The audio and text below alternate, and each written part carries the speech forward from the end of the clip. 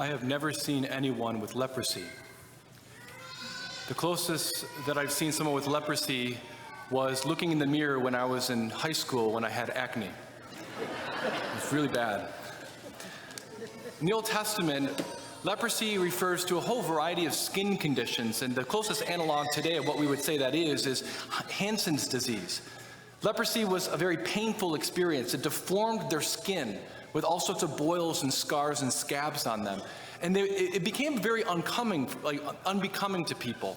People avoided lepers, and they avoided them because they could get infected. There was a very contagious disease. But also because the Jews believed that it made the lepers unclean. That is, they weren't capable of being a part of divine worship in the temple.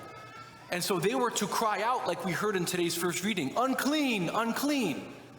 And as a result, lepers were excluded from community, which adds insult to injury in terms of the pain that they experience. The Jews avoided touching lepers. But in today's gospel, Jesus touches a leper. And rather than becoming unclean himself, he cleanses the leper. Think about this. Jesus cleanses the leper. He does not become unclean. He does not become infected. This is really important for us. This is huge. Why? Because leprosy in the New Testament symbolizes sin. Jesus has come to cleanse us of the leprosy of sin, which causes us to be excluded from the community of the church, from life with God. And Jesus' action here can give us a posture of how we are to posture ourselves toward the unbelieving world around us. Those who are lepers stuck in serious sin or perhaps not even practicing the faith. A couple weeks ago, I preached a homily about how we are on a mission. The whole church has a mission to destroy the works of the devil. Like, we're on offense, right? And that when we allow Jesus to destroy the works of the devil in our own life, we become capable of destroying the works of the devil in culture and in the lives and hearts of others. But in other parts of the gospel, Jesus also expects us to go on offense, right? He says to us, you are the light of the world. There's a lot of darkness out there. You have my light. You are the light of the world. You're supposed to be in the places of darkness. Notice he says, you're not supposed to put a bushel basket over your head. You're not to retreat from the darkness. You're meant to go out into the darkness. He says, you're the salt of the earth. Right? If you don't have the seasoning, if you're not willing to go out there, if you lose your seasoning, with what is the earth going to be seasoned? Right? To preserve the goodness and justice in the world. That's our mission. Right? So Jesus envisions us, the church envisions us to go on offense and to really bring about perhaps the cleansing of the lepers around us. And so the question becomes, what should our posture be toward sinners in our life? Maybe people stuck in big sin or people who aren't practicing their faith. What should our posture be? Because it's a really important question. And the response is fairly simple. I think we tend to overcomplicate it. It's this. Hate the sin, love the sinner. Hate the sin, love the sinner. This is difficult, but we can do this, right? Because no one hated sin more than Jesus. Right? Sin destroys divine life in someone. It destroys covenant relationship. It destroys relationship. It destroys us. And so Jesus, recognizing how serious sin is, which is kind of like a spiritual cancer, hated it so much that he was willing to take its power over on himself so that we might live. But we also know that no one loved sinners more than Jesus. Right? He chose to love them in their sin. He didn't reject them in their sin. He didn't abandon people in their sin. He drew near to them to heal them, to cleanse them from their sin. And throughout history, what we can see that the church has had various postures toward culture and sinners around them. Right? And a lot of this depends on where the culture was vis-a-vis the gospel. Right? So in some parts of history, we see that the church is kind of against culture. Its posture is more of like one of defensiveness and trying to preach the gospel because the culture is very hostile. Other parts of history, culture is more or less converted, so it's Christ and culture. It's a coming together. It's about transformation. But regardless of the epoch in history, right, the church's mission has always remained the same, and that is to convert sinners and transform culture. That's the mission of the church. And so there's many ways in which we can do this as Christians, but I want to just, because there's different permutations, different situations, we can have different postures, but I want to simply name two postures that we need to absolutely avoid. Two postures that we need to absolutely avoid. And I'm going to give them some names that are fairly provocative. I don't want to get caught up on the language, but we need to avoid these two postures with regard to those who are stuck in sin around us. Number one, it's the radical liberal approach. The radical liberal approach. This is what happens when we focus too much on loving the sinner to the neglect of hating the sin. We focus too much on loving the sinner to the neglect of hating the sin. And as a result, we have this compassion for the sinner. We over-identify ourselves with the sinner that we tend to downplay, ignore, and even outright reject the nature of their sin itself. We reject the sickness of the leper. We completely ignore it. And what happens when we do this is that we have nothing really to bring to them. We seek to accommodate, to welcome and say, hey, look, we're just like you, we got you, but we have nothing to give to them anymore because we've denied our own faith.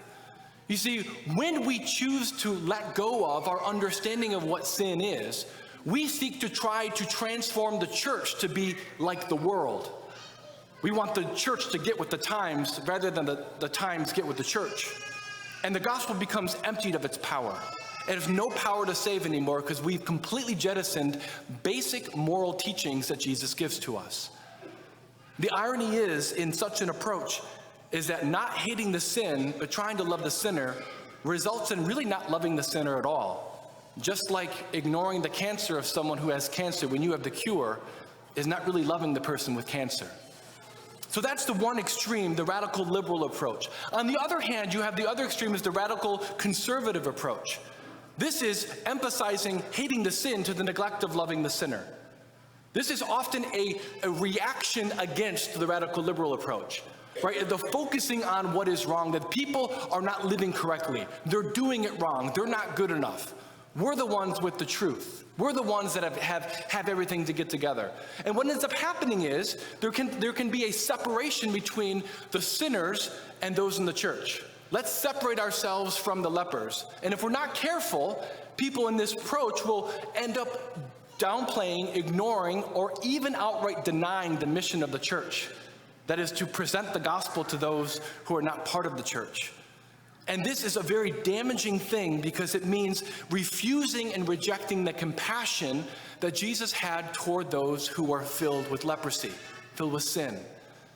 What happens is that instead of reaching out, people in the radical conservative approach, what they end up doing is trying to create a subculture that is separate from the world, to focus so much inward that it loses its flavor, its desire to outreach to the world.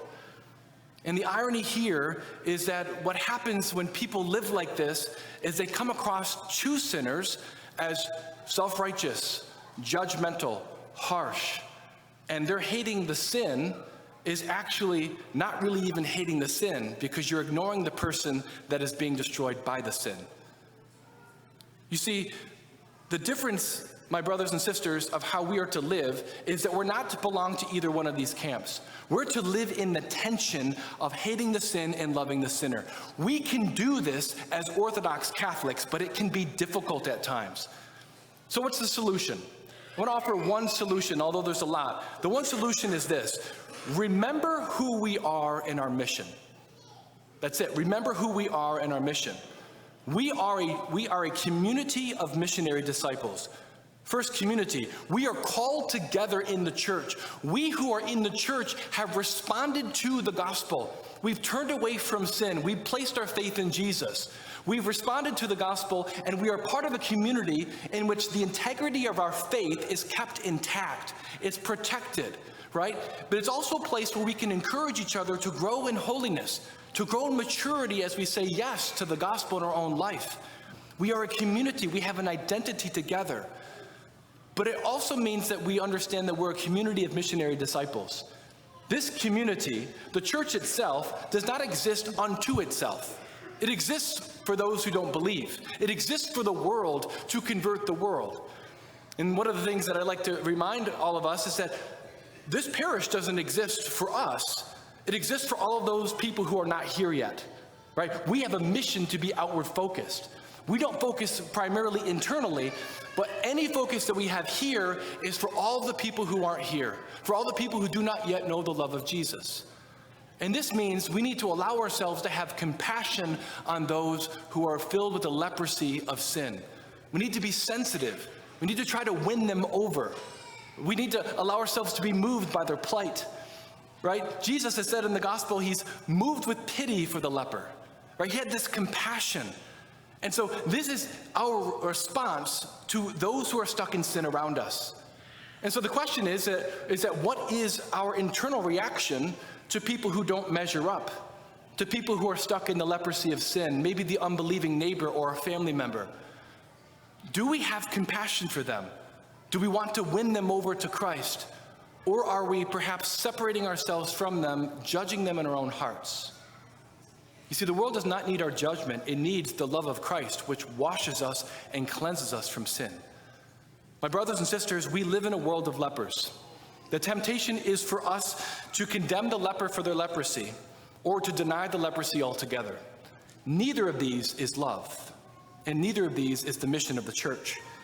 My prayer is that we all stay focused on who we are in our mission, hating sin but loving the sinner, not forgetting that Jesus had compassion on us and cleansed us of our sins, cleansed us of our leprosy. If we keep this in mind, the least we can do is to bring that kind of love to the world that desperately needs it.